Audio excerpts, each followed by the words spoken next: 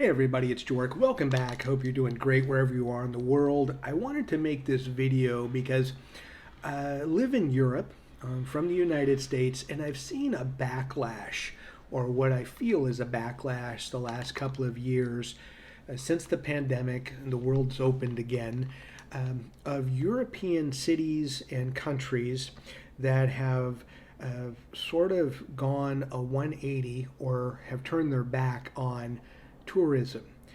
Now, some of this is very understandable. Let me explain kind of what's happened. Since we've lived over here the last 5 years, we have some understanding of what's happening. Often, rental properties or properties get purchased and then get rented back out on a short term, like Airbnb and VRBO. So much of the housing in many cities in Europe have now turned into short term rentals, which has created a supply and demand issue for locals in those cities and countries, which has jacked up the prices for locals to be able to afford housing. We live in Lisbon, Portugal. That's happened here. It's one of the many things that has happened. But because of that, again, one area, the housing, there are several municipalities that over the last couple of years have started to institute taxes, so like a tourist tax for staying in a particular area for a certain amount of time, increasing the rates for rental cars, hotel accommodations, things of that nature. And then more importantly, there are more cities that, because of the amount of over-tourism, and this was going on pre-pandemic, that more cities, Venice for example, trying to ban or put certain caps on how many people could enter the city, cruise ships, how many could dock, and how many passengers could gain access to Venice. That's just one example.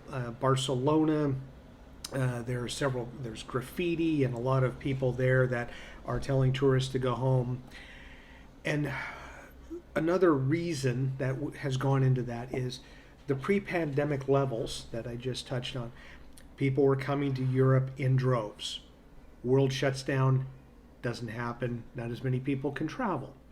Well, now afterwards, almost every country and major city across Europe is seeing levels of tourists that are higher than their pre-pandemic levels, which were already at all-time highs to begin with.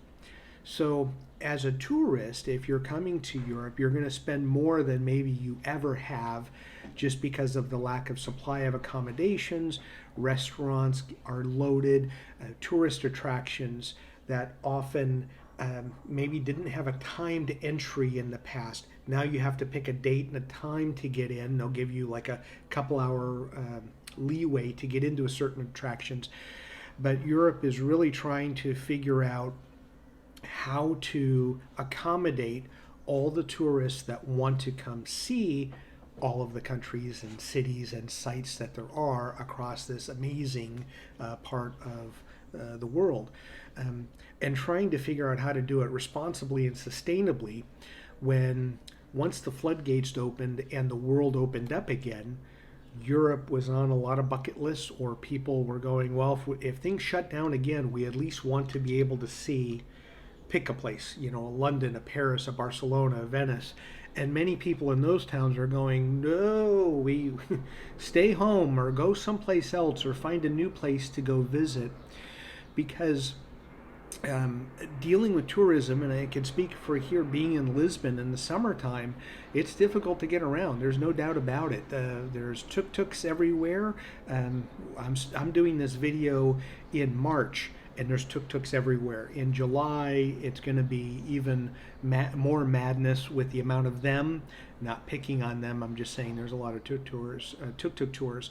But going anywhere, there's just more people, more bodies, more traffic, more public transportation issues, even with trains and buses and trams, you name it. And that's across Europe. So you're starting to see more of the locals that, either through graffiti or through commentary on TV and editorial columns and on social media, Sometimes politely saying go home or stay home. Sometimes they're not so polite when they make the comments that they make. But if you're a tourist and you're not from Europe and you're coming in to see the country, that may be one thing that you think about, and just be, I guess, a responsible tourist, knowing that research the area that you're going to. See if that area has a high tourism population, meaning every year they get millions of tourists, and read some of the local newspapers, go on social media and see what people are saying about tourists, because the last thing you want to do is go to a destination and you're ready to go have this bucket list experience, and then you get the cold shoulder from people. Part of that may be the culture itself, has nothing to do with the tourists. It's just that's how they are. They're not as friendly and opening. But there may be an element to it, and it doesn't necessarily matter where you're from, but it may just be, well, you're a tourist and locals feel like you're infringing on them, and you're not helping them, if you will, add to the economy. You are with, let's say, what you're spending and some of your tax dollars, but they may not look at it as this in the same vein or same way that you look at it. So as you are working on your European trip or your cruise, or what you plan on seeing throughout the European area, you just keep that in mind, that make sure that you do research ahead of time so you know what you're getting into. Also, learn about some of the cultures to see what areas. I mean, I can tell you right now, Venice is an area that they're not anti-tourist, but they're overloaded with tourists, so you might get a rude reception or a cold reception. Or Barcelona is another area that happens to be a top destination in Spain. I'll also touch on the Costa del Sol, the Spanish Riviera area, southern Spain. They're also seeing an influx of, hey, we've got too many tourists here. We go spread the wealth, go someplace else in Spain, go someplace else in the world, and you may look at it as a tourist going, well, I'm providing help to the economy, and I'm getting, people in the hotel and tourism sector are getting more money. And to some degree, yes, that's true, but then to a degree, there's only so many vacancies in hotels and Airbnbs and VRBOs, and there's only so many restaurant seats that can be filled. And also, a part that doesn't get talked about across the world is that there are not as many people to fill hospitality roles as there were in prior years, meaning housekeeping roles in hotels, or keeping up Airbnbs and VRBOs, to working in as a cook or a server or a hostess or someone that works on a beach, putting out towels and drinks.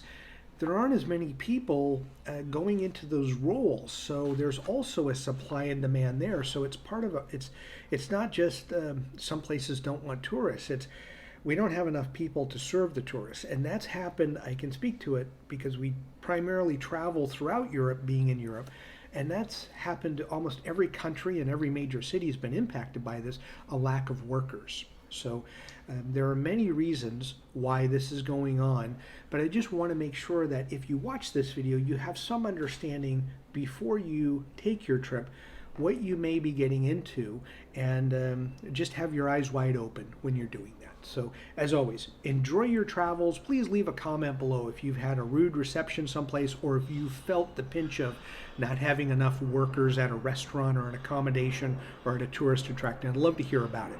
As always, thank you so much for watching the channel, and enjoy your travels.